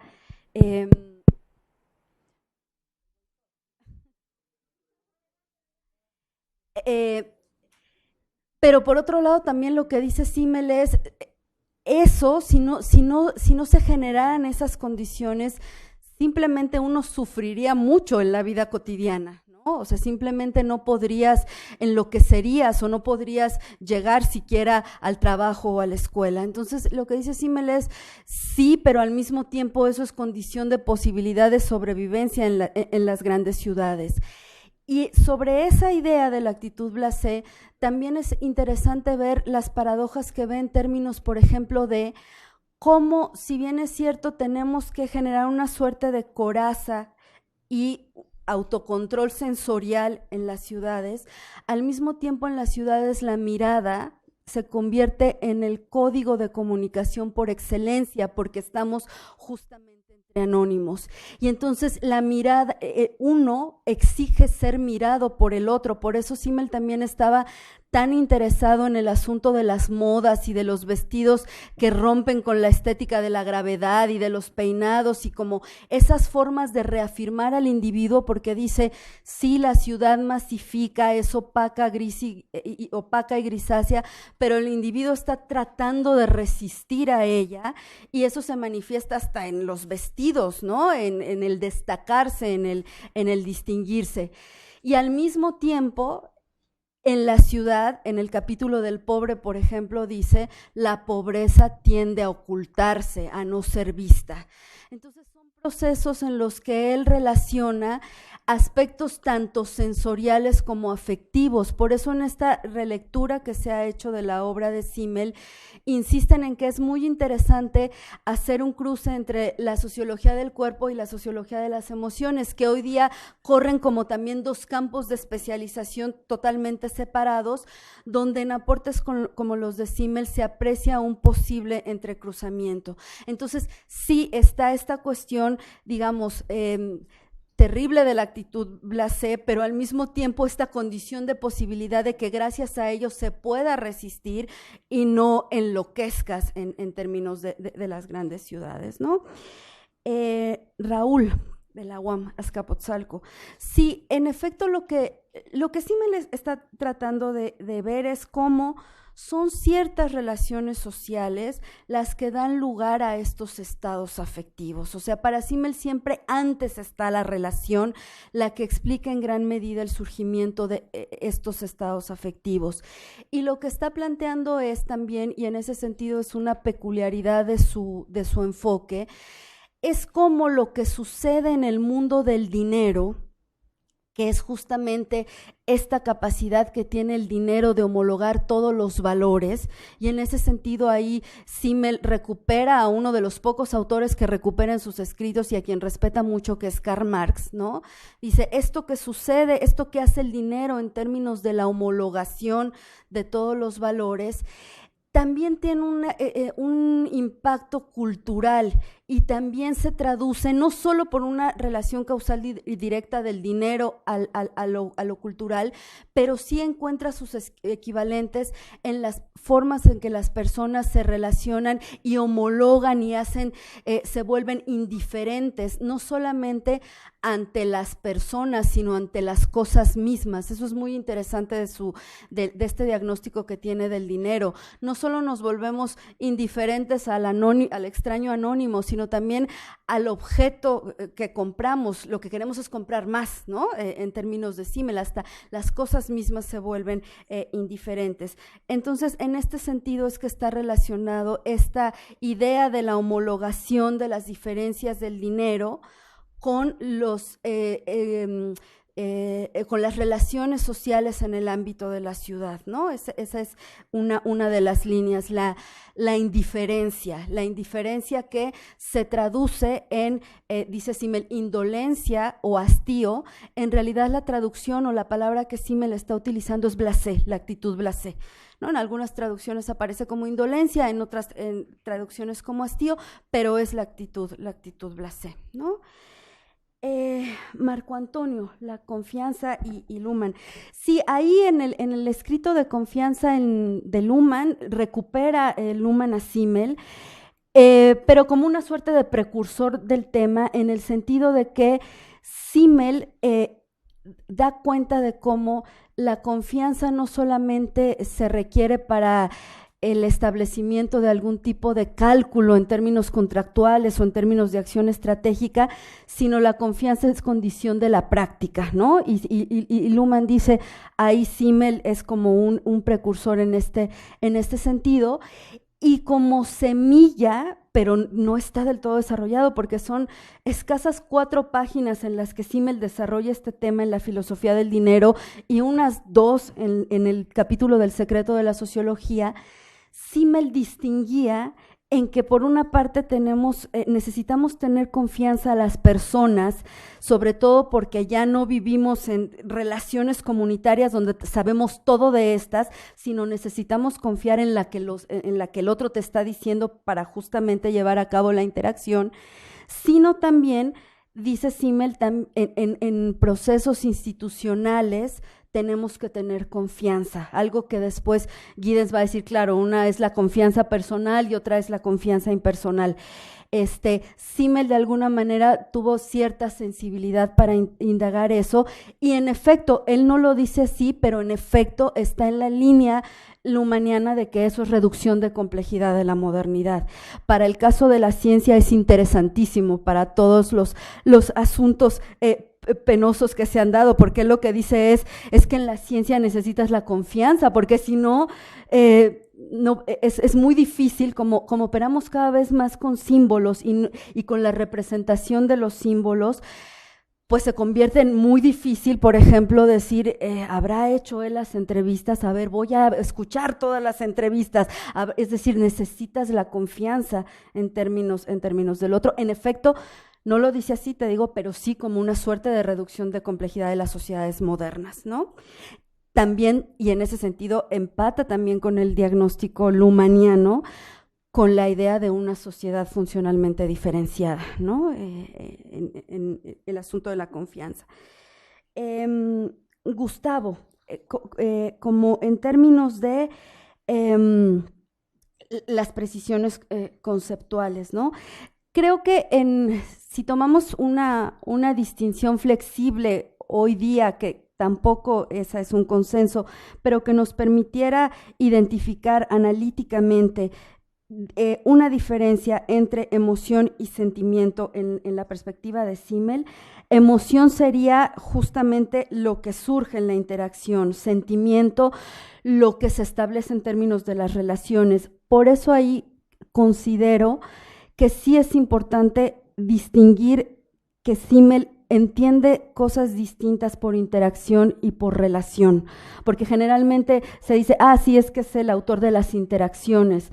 No solo, para Simmel una relación puede tener muchos momentos interactivos, e inclusive la relación no solamente es posible entre tú y yo, puede ser la relación entre la empresa y el sindicato, ¿no? O sea, y entonces ahí me parece que las emociones en términos de los debates contemporáneos estarían más bien en las emociones en términos de las interacciones y los sentimientos en términos de las relaciones. Otra cuestión interesante en esta revisión de Simmel, que además obliga a ir más allá de Simmel, ¿no? Es justamente algo que decías también, cómo la dimensión interpretativa es fundamental incorporarla en esta suerte de discusiones sobre las emociones y los sentimientos, porque se requiere saber, o es imposible más bien saber, cuál es la experiencia emocional. Eso, Hochschild dice, eso no se puede saber. Lo que podemos saber es cómo los actores le atribuyen un significado a la experiencia emocional y cómo la expresan. O sea, eso tiene como alcances hasta en términos metodológicos. Tú como sociólogo de las emociones no puedes saber cuál es la experiencia. Lo que puedes saber es qué significado se atribuye a esa experiencia y cómo se comunica esa experiencia. Ahí es donde está como la posibilidad de aprender el estudio de emociones o de sentimientos, siguiendo esta distinción analítica. Y en términos de ser Simmel o qué tan conocedor era de épocas pasadas para realmente considerar que lo que está estableciendo de la modernidad es único y exclusivo de la modernidad, quizá más bien aquí Simmel, digamos, nunca pretendió ser un sociólogo de la modernidad, y ahí la recepción es como muy interesante y al mismo tiempo te exige como cierto cuidado, porque muchos han dicho Simmel es un sociólogo de la modernidad y otros han dicho no, es un sociólogo de la posmodernidad, y otros han dicho no, es un sociólogo de una época de la información, ¿no? Es un sociólogo de la modernidad líquida. Simmel más bien lo que está tratando de explicar es coordenadas que permitan contrastar sociedades del pasado con el presente. Y en ese sentido, su énfasis sí está muy puesto en el presente, y por eso en interpretaciones como la de Frisby, dice es un sociólogo de la modernidad, en este sentido en el que Baudelaire definía a la modernidad como el diagnóstico del presente, en ese sentido.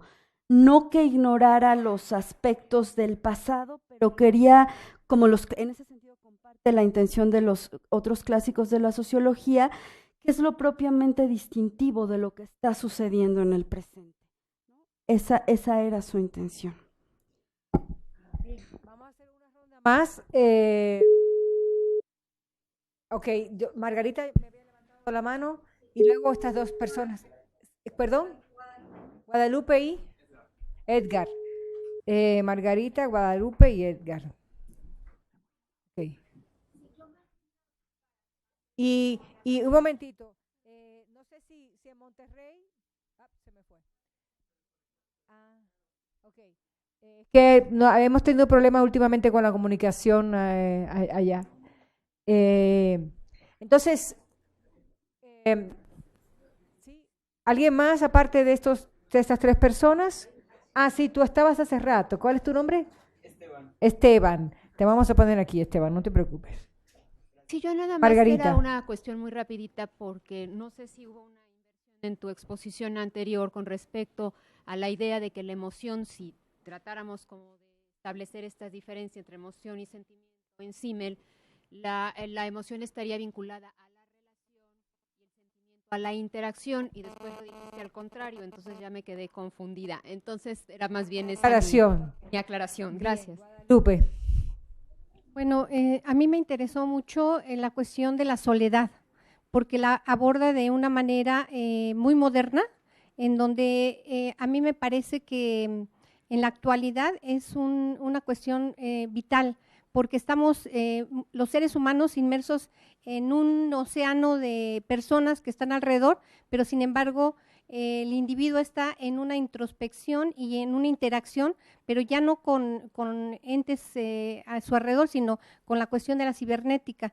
Entonces yo quisiera que en cierta perspectiva, ¿qué va a pasar con el individuo? Cada vez se va a ir cerrando más y vamos, porque eso habla de sentimientos y la soledad es un sentimiento muy fuerte, porque estar cerca de miles de gentes y sentirse uno completamente solo, bueno, pues es una cosa bastante fuerte que los sociólogos debiéramos de poner el dedo, ¿no? Ahí en esa, claro.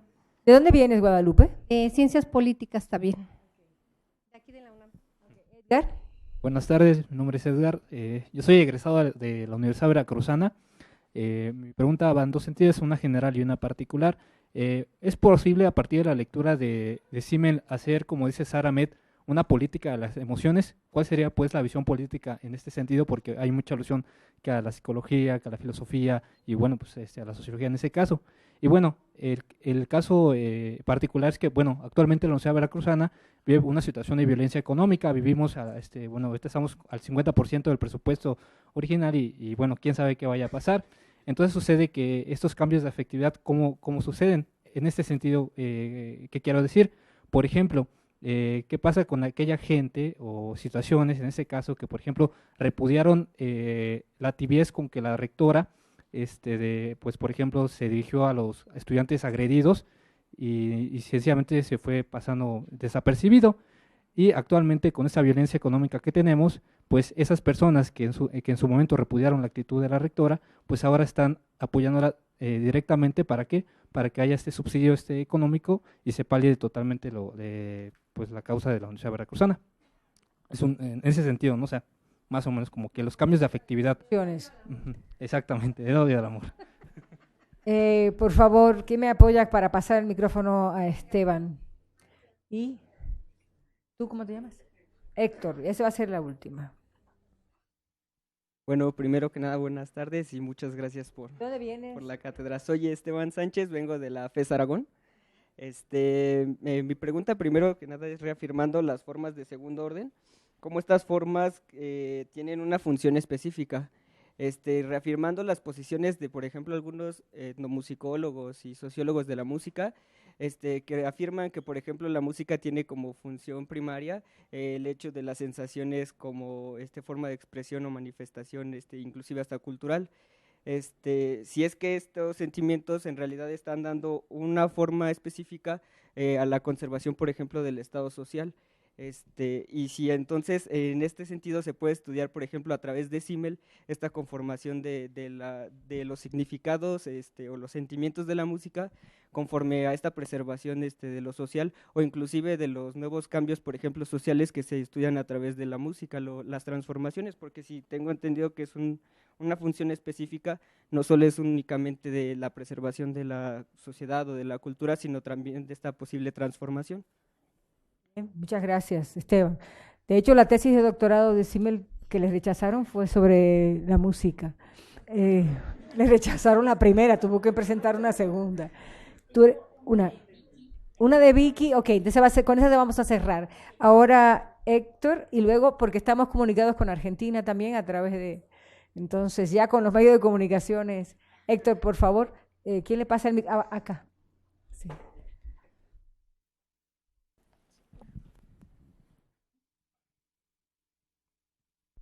Gracias. Olga, muchas gracias por la presentación tan completa, tan sugestiva. Te quería hacer dos comentarios y escuchar tu reacción un poco al respecto. Uno es en lo que nunca había pensado, pero ahorita de pronto lo sentí muy fuerte, que era que un peligro que quizá tenga ahorita la sociología simmeliana, no es culpa de Simmel, pero quizás es un peligro para la sociología hoy, que no sé si su crítica de la modernidad empieza a convertirse en sentido común. Su visión de la ciudad como este lugar anónimo, y que qué mal, y que qué bonito era el campo donde nos conocíamos, que ahora estamos solos y anónimos y alienados. No lo quiero decir como chiste, pero parece la visión del Mil Usos, ¿no? El hombre de campo que viene y se encuentra con la ciudad que es tan violenta. Parecería que sí me lo está viendo así, ¿no? Digo, tiene su mérito haberlo hecho sociológicamente hace 116 años, pero yo no sé si hoy ya corre el riesgo de convertirse en una formalización sociológica de lo que todo el mundo piensa. Igual un poco lo del dinero como esta fuerza que hace las relaciones anónimas, ¿no? Siendo que la sociología hoy parecería estarnos indicando, la sociología del dinero, que el dinero es altamente emocional y altamente no anónimo, sino diferenciador y contextualizado y demás. Yo no sé cuál sería tu pensamiento de que Simmel se está convirtiendo, de que ya triunfó y que el triunfo muchas veces en sociología implica morir, ¿no? Lo otro que te quería preguntar era sobre esta columna del deber, de lo que debe la sociología de Simmel. Y sobre esto ya hemos tenido algunos intercambios, pero quisiera escucharte ahora en el contexto de esta ponencia que hiciste, de esta conferencia, que yo no sé si hay, es una sociología de las formas. Entonces, ciertas formas determinan cierto tipo de relaciones afectivas.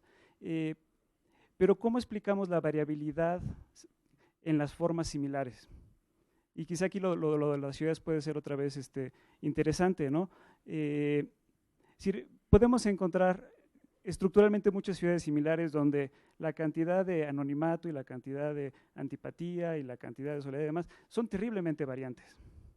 Pero todas son estructuralmente parecidas y todas juntan a millones de personas anónimas y demás. Pero no es lo mismo Nueva Orleans que Puebla, que Calcuta, que Nueva York, que Berlín. Y podemos encontrar cantidades en los afectos, en el contacto, que son muy variantes. Y parecería entonces que hay algo más que no solamente la estructura o la forma relacional, que tendría que explicarse. ¿Serán condiciones históricas? ¿Son condiciones culturales? ¿Qué es eso sobre lo cual parece que Simmel no nos está dando cuenta? Gracias, Héctor. ¿Cómo vamos a hacer para comunicarnos con Vicky? ¿Le ponemos el micrófono? Ah, ok. Toma.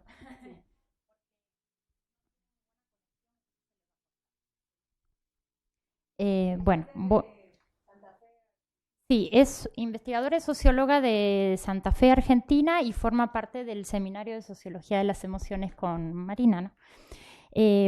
Voy a leer como si fuera ella. Como tú decías en tu presentación, hay un gran potencial en la distinción entre formas y contenidos y su aplicación en el estudio de las emociones. Sin embargo, no es usual encontrar esta referencia en investigaciones empíricas del campo de la sociología de las emociones, ¿no? Esta diferenciación de decir esto es forma, esto es contenido, ¿no? En el seminario que compartimos con Marina, hemos estado interesadas en explorar emociones vinculadas a distintos ámbitos de socialización en la infancia. Este plural es Virginia, quien está leyendo, ¿no? En mi caso. De esa investigación surge el interés por una emoción específica que surge en el dominio de la escuela y que es el aburrimiento en los contextos escolares, que se muestra casi como una forma de habitar la escuela hoy, ¿no? Nos preguntamos entonces si sería posible comprender esta experiencia escolar infantil aplicando un concepto de forma de segundo orden. Creo que sí, acabé. Hay un gran potencial en la distinción, perdón porque se me repite una parte. Es decir, el aburrimiento, más que una respuesta efímera y pasajera, quizás lo observamos como instalado, un modo más permanente y estático de dar continuidad a una experiencia escolar, cuando incluso en los relatos de los niños aparece como insoportable esa sensación de permanecer tanto tiempo aburrido en el aula, ¿no? Gracias.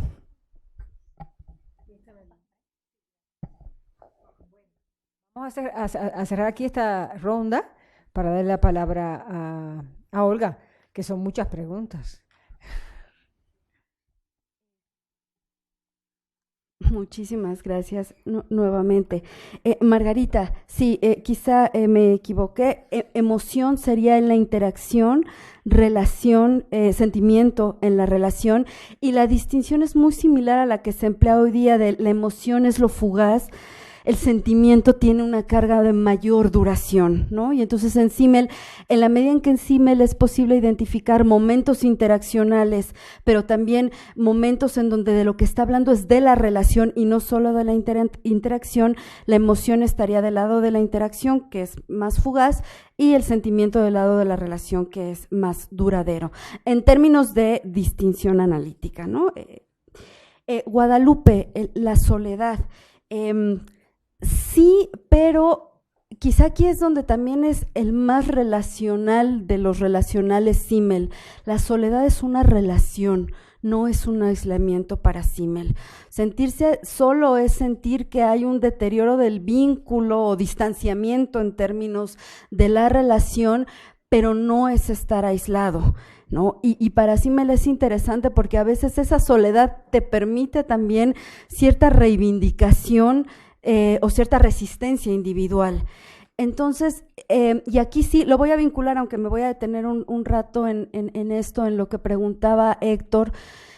Creo que el Simmel más potencial es el Simmel de las paradojas, no el pesimista, sino el Simmel de las paradojas, inclusive el Simmel que analiza el dinero, pero no solo como lo piensa Seligser, el Simmel del dinero de Seligser, como opaco, vacío, es el Simmel que está viendo la afectividad que produce el dinero, que despierta pasiones y que en ese sentido es como muy contrario del individuo weberiano, ¿no? Es un individuo donde el dinero es un símbolo muy valorado en la sociedad, entonces como que ahí es interesante ver ese Simmel que está diciendo esos estados afectivos son por cómo las sociedades valoran determinadas cosas, objetos, en este caso el dinero.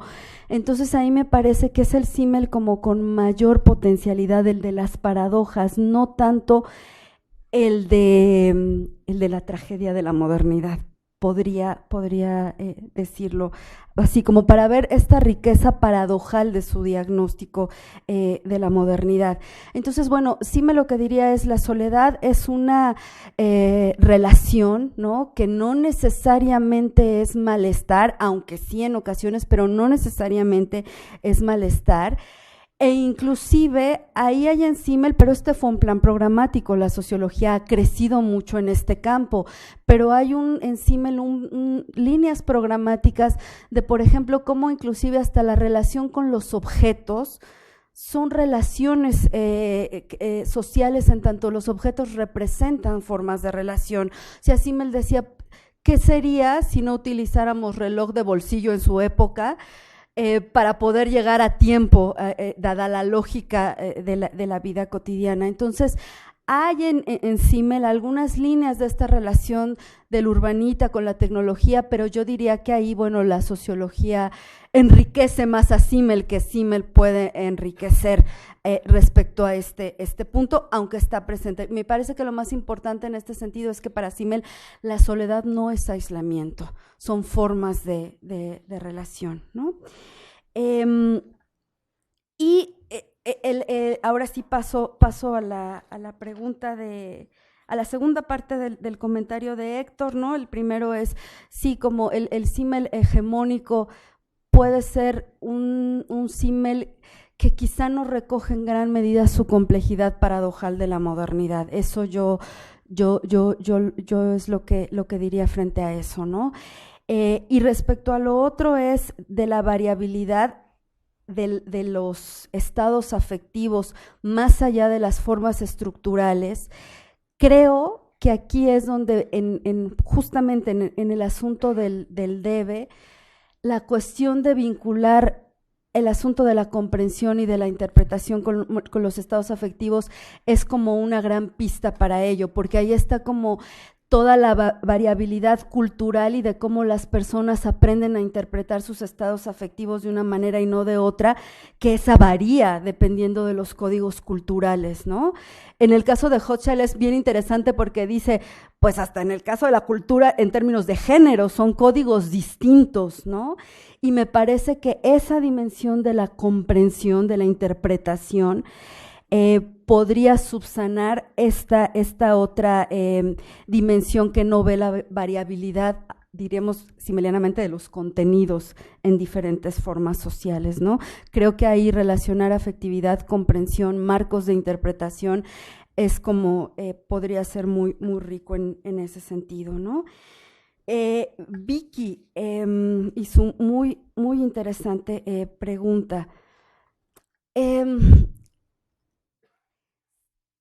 Yo no sé qué tanto pudiera, en este momento, digamos, para explicar el caso del aburrimiento, aplicar una forma de segundo orden, digamos así, en términos que lo tenga claro en este momento teórico-metodológicos, pero lo que sí es que en términos del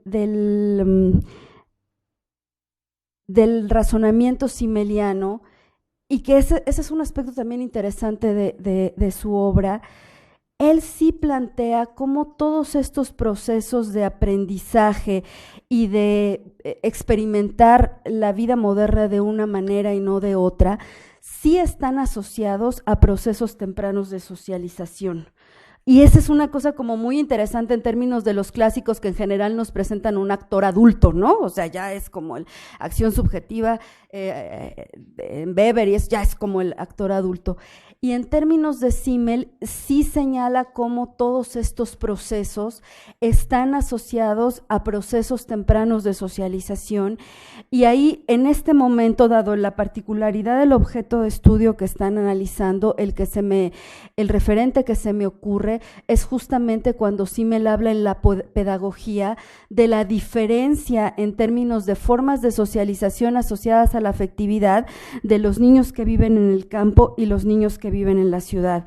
Y lo que dice es, eso el profesor lo debe de tener en cuenta, porque hasta en términos sensoriales, fíjense, ya estamos hablando de hace un siglo, dice, hasta en términos sensoriales, el niño del campo tiene como una expectativa del tiempo que es mucho más pausada que el niño de la ciudad, que todo es rápido. Y eso, dice Simmel, un buen pedagogo lo tiene que tomar en cuenta, porque cualquier plan de estudios excelente que no tome en cuenta esas sutilezas de la peculiaridad individual de a quien se está enseñando, va a fracasar, así sea el mejor plan pedagógico que pueda existir. Y entre una de esas variables está considerar estas cuestiones de los procesos y los ambientes de socialización. Entonces, se me ocurre como por ahí una relación en términos educativos y asociados a esta cuestión de la relación entre la afectividad y la enseñanza, ¿no? En términos de Simmel. Y por ahí me hacían una pregunta más que creo que la música.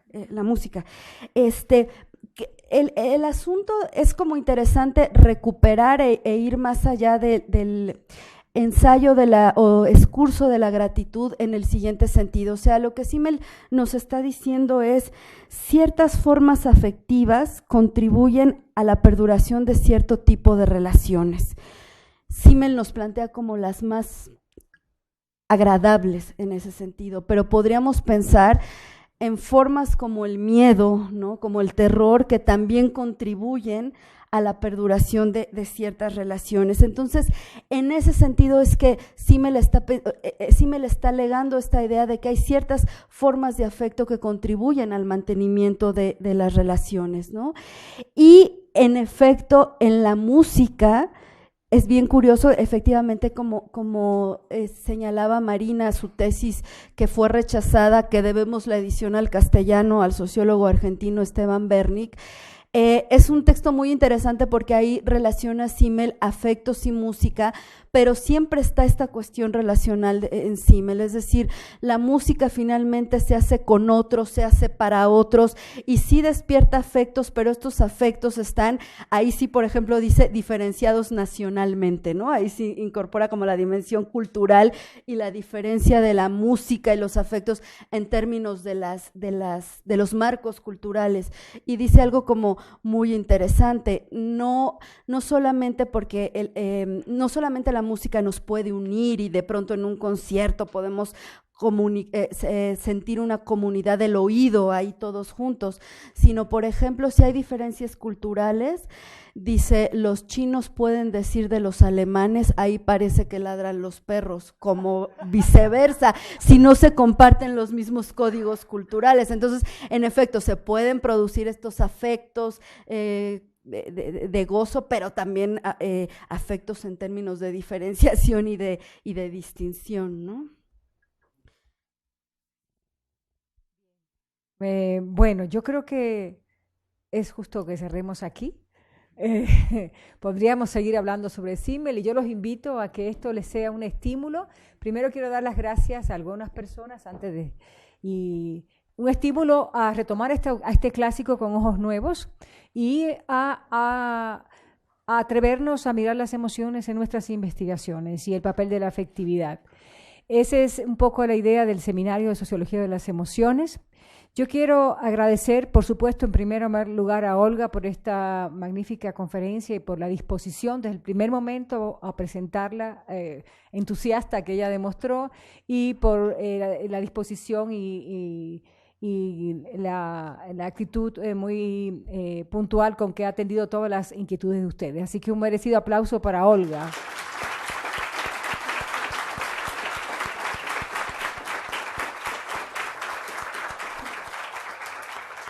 Quiero hacer otros agradecimientos y además hacer algunos anuncios.